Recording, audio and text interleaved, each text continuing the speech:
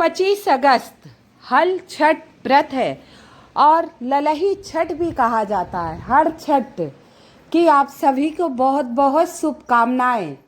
यह व्रत माता छठ मैया का व्रत है। ये बलदाऊ यानी भगवान श्री कृष्ण के बड़े भाई बलराम जी का जन्मोत्सव मनाया जाता है। इसको ललही छठ भी कहा जाता है, हल धल छठ भी कहा जाता है।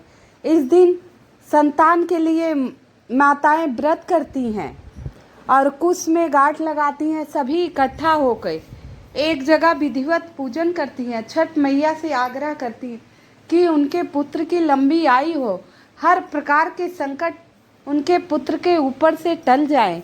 ऐसी कामना करते हुए इकट्ठा होकर व्रत करती हैं, पूजा पाठ करती हैं और वहाँ धूप दीप नैवेद्य से पूजन करने के बाद छठ मैया की कथा अवश्य सुननी चाहिए। हल छठ की कथा अवश्य सुननी चाहिए। व्रत संपूर्ण तब तक नहीं होता जब तक आप व्रत कथा ना सुन ले। अगर आप व्रत नहीं भी कर रहे हैं, मात्र कथा सुनते हैं, तो कथा सुनने मात्र से पुत्र की लंबी आयु होगी, पुत्र रत्न की प्राप्ति होगी। ये व्रत बच्चों की संतान की उन्नति के लिए, संतान की लंबी आयु के लिए रखा जाता है। बहुत ही विशेष व्रत है, बहुत ही विशेष व्रत है। इसमें भैंस के दूध उपयोग में होता है, गाय का दूध उपयोग में नहीं लिया जाता इस व्रत में। और जो खेत में बोया और जोता जाता है, जोते हुए चीज़ में खाया भी नहीं जाता। जो नदी तालाब में होते वही चीज़ खाए जाते हैं। जो पहाड़ों पे बिना जोते हुए चीज़ जो पैदावार होती वही इस व्रत में खाया जाता है। जैसे सिंघाड़ा, तिन्नी का चावल, लाल चावल को तिन्नी का चावल बोलते हैं हमारे यहाँ, महुआ, यही सब खाया जाता है। और भैंस की दही दूध घी आप जो खा पाएँ। आइए अब आपको बहुत ही विशेष व्रत कथा सुनाती हूँ। ये व्रत सुनने मात्र से संतान की लंबी आयु होती है, हर प्रकार के संकट टल जाते हैं। तो आइए, बहुत ही रोचक, बहुत ही अद्भुत सच्ची घटना और सच्ची कथा है ये। जय हो छठ मैया की, हलधल छठ की आप सभी को बहुत बहुत शुभकामनाएं, हार्दिक शुभकामनाएं। आज ये कुश की पूजा होती है, इसी प्रकार हम लोग पूजा करते हैं कुश की। तो आइए आप कथा आरंभ करते हैं। एक गांव में एक गौलीन थी, वो गर्भवती थी। तो उसका समय, जैसे प्रसव का समय नज़दीक आ रहा था, डिलीवरी का समय, प्रसव का समय उसका नज़दीक आ रहा था। वो दूध दही घी मक्खन बेचा करती थी गांव में। तो जैसे जैसे दिन नज़दीक आ रहा था, तो 9वां महीना जब उसका लग गया, उसने सोचा इतने सारे घी रख रखे हैं मैंने और दूध दही तो रोज़ के रोज़ बेच देती हूँ, तो क्यों ना आज भी थोड़ा सा मन मेरा वो हो रहा है, लेकिन मैं बेच आऊँगी, अभी तो मैं ठीक हूँ। ये सोच के वो दूध दही ले गई। सोची हल छठ का तो व्रत है, आज मैं ले जाऊँ और बेच आऊँ, आज ये सारे दूध दही मेरे बिक जाएंगे। लेकिन कपटी मन, पैसों की लालच उस ग्वालिन के मन में, गाय का दूध और भैंस का दूध एक जगह मिला दिया, दही भी ऐसे ही करके, और ले गई गांव में बेचने। जा ही रही थी कि एक जंगल से जैसे गुजर रही थी, उसके दर्द, प्रसव पीड़ा आरंभ हो चुकी और दर्द से वो व्याकुल हो गई। तो वह सोची ज़्यादा दर्द होगा तो मैं मटके गिर जाएंगी, एक किनारे रख दी। और बैर की झाली थी, बैर का पेड़ की झाली थी, कांटेदार होती, तो वहाँ लेट गई। अब उसे प्रसव पीड़ा तेज हुई और वहीं उसे पुत्र रत्न की प्राप्ति हुई। अब वो पुत्र को कपड़े में लपेट कर, अपनी चुन्नी आधी फाड़ कपड़े में लपेट कर वहाँ लिटा दी। सोची मैं जल्दी से इसे बेचकर आ जाऊंगी, आज हल छठ, कल व्रत है, लोग इसे लेंगे और मैं जल्दी से आ जाऊंगी। वो वहीं अपने बच्चे को छिपा कर चली गई और गांव में बोली, ले लीजिए भैंस का दूध दही घी, ऐसे आवाज़ लगाते हुए हर घर की तरफ जाते हुए। उसे पता था कि लोगों ने आज तो व्रत किया होगा, दूध दही की ज़रूरत उन्हें घी की पड़ेगी। भैंस का दूध लाई हूँ, भैंस का घी व्रत के लिए ले लीजिए, ललही छठ की पूजा के लिए ले लीजिए। ऐसे बार बार वो गुहार लगाती। उसके मन में अपने बच्चे की भी चिंता थी। यहाँ वो झूठ कह के गाय का दूध मिक्स करके भैंस का दूध बताकर सभी माताएं बहनों को बेच दी अब माताएं बहनों को उसका पाप थोड़ी लगा, पाप तो इसे लगा क्योंकि वो तो भैंस का दूध घी जानकर खरीदी। तो उन्होंने फिर वहाँ बच्चे लिटाई, वहाँ एक किसान हल जोत रहा था खेत में। अब वो किनारे देखा नहीं, छोटा सा बच्चा तुरंत का, 1 दिन का भी नहीं था, तो हल का वो लग के बच्चा वहीं आधा कट गया और उसकी मृत्यु हो गई। अब ये यहाँ तो झूठ बोलकर दूध दही ग्वालिन बेच रही, वहाँ उसके बच्चे की मृत्यु। अब किसान को बड़ा दुख हुआ, ये तो मुझसे घोर पाप हो गया। वो कांटा लेकर उस बच्चे को सिल दिया, कांटे से उस बच्चे को किसान ने सिल तो दिया। अब ग्वालिन अपना झूठ बेचकर दूध दही सारा बेच आई, झूठ बोलकर सारा दूध दही ग्वालिन गांव में भेज दी, जितनी माताएं बहनें ने व्रत किया था भाई सब ली। अब जैसे ही आई उसने अपने बच्चों को देखा, जैसे आकर उसने अपने पुत्र को देखा इस अवस्था में, रोने लगी। वो बोली कि ये मेरे पाप की सजा है, मैं झूठ बोलकर, सभी को झूठ बोलकर गाय के दूध को भैंस का दूध बताकर बेच आएगी, और ये छठ मैया ने मेरी करनी का फल मुझे दिया है। अब मैं जा रही हूँ। रोते हुए गांव में गई और गुहार लगा लगा के कहने लगी, मैंने आप लोगों को धोखा दिया, मैंने आप लोगों से चालाकी की, मुझे छठ मैया ने सजा दी, मुझे माफ़ कर दीजिए। सब इकट्ठा हुई, छठ मैया से विनती की और बोली, हे माता, अब इससे गलती हो गई, क्षमा मांग रही है, इससे क्षमा कर दीजिए और इसके पुत्र को जीवन दान दीजिए। जब कई महिलाओं का आशीर्वाद मिलता है, दुआ मिलती है, तो कहीं ना कहीं असर अवश्य दिखाती है। तो सभी ने आशीर्वाद दिया, दुआ दी। तो अब वो जाकर देखी तो उसका बेटा जीवित अवस्था में प्राप्त हुआ, उसको जीवित अवस्था में मिला। अब वो बोली, छठ मैया की जय, और अपने पुत्र को लेकर गई, सब गांव वाले से माफ़ी मांगी और पुत्र को दिखाया। उसी दिन से वो छठ का व्रत आरंभ कर दी। उसी दिन से वो छठ मैया का व्रत, हर भादव के कृष्ण पक्ष की जो छठ आती है उसे हल छठ कहा जाता है और ललही छठ कहा जाता है। तो बोलो छठ मैया की जय, हल खष्टी की जय, ललही छठ की जय। हे माता, हे छठ मैया, सभी की गलतियों को क्षमा करना, सबके संतानों की रक्षा करना। आइए, ये आपको मैंने पहला ही कथा सुनाई।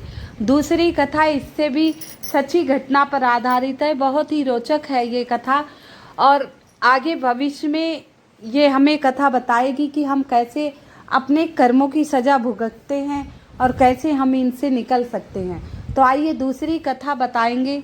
उससे पहले आप सभी से निवेदन है, कृपया मेरी वीडियो को लाइक एवं सब्सक्राइब अवश्य कर दीजिएगा और कमेंट में जय छठ मैया की, जो जय छठ मैया लिखेगा माता छठी, उसके बच्चों की अवश्य रक्षा करेंगे।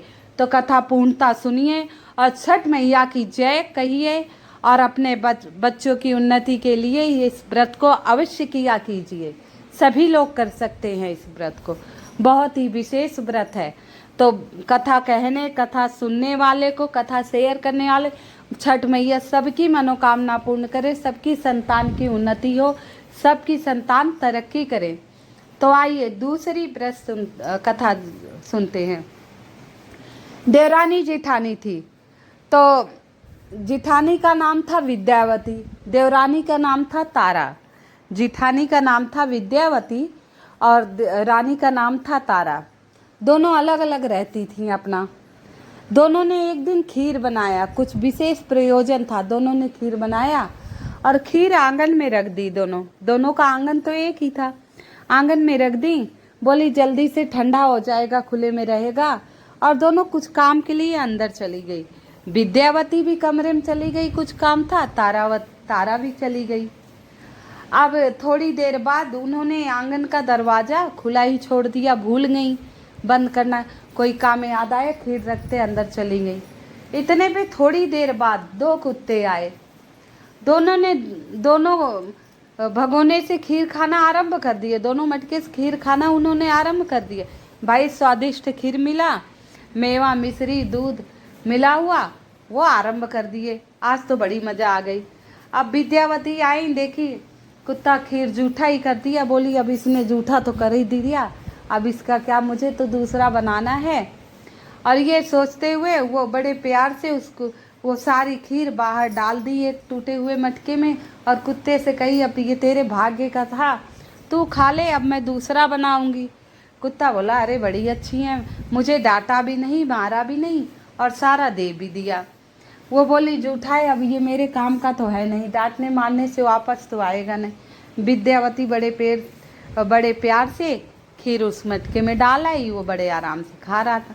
अब यहाँ क्या हुआ, तारा देखी, तारा एक डंडे को लेकर उस कुत्ते को इतना मारा कि वो मर गया, इतना मारा कि अधमरा हो गया।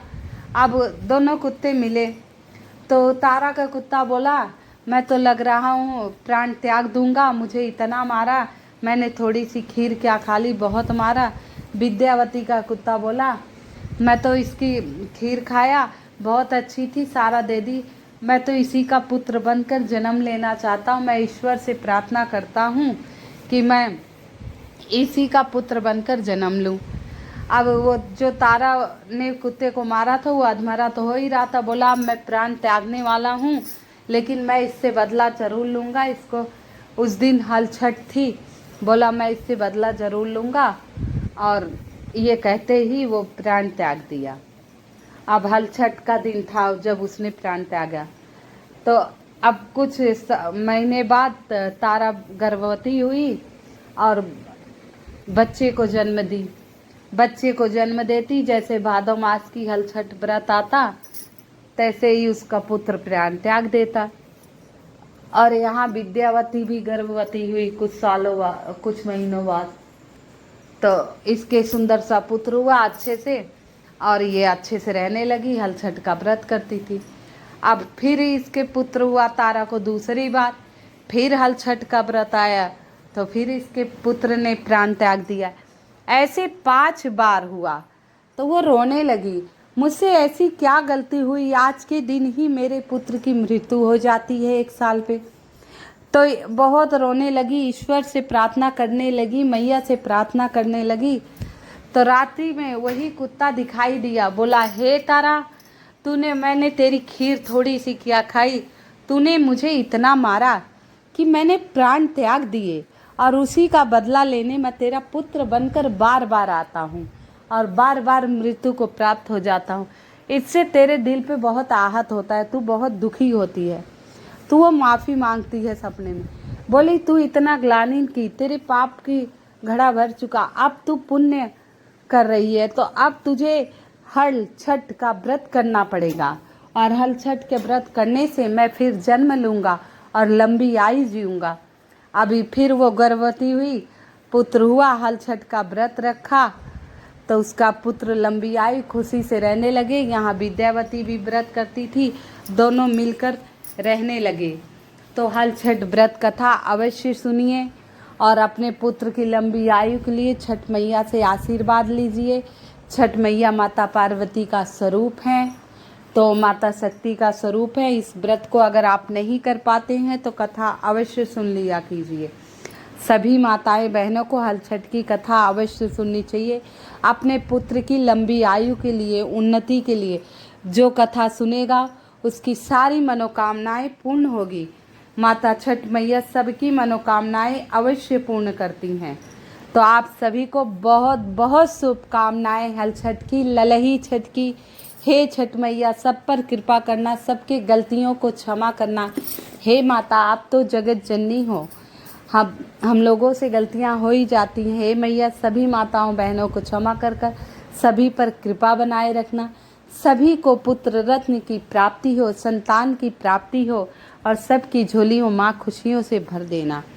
आप सभी को हल छठ की बहुत बहुत शुभकामनाएं। कृपया मेरी वीडियो को लाइक एवं सब्सक्राइब अवश्य कर दीजिएगा। कमेंट में जय छठी मैया की सभी बोलो, जय छठी मैया की, ललही छठ की जय हो। जय छठी मैया की, जय छठी मैया की।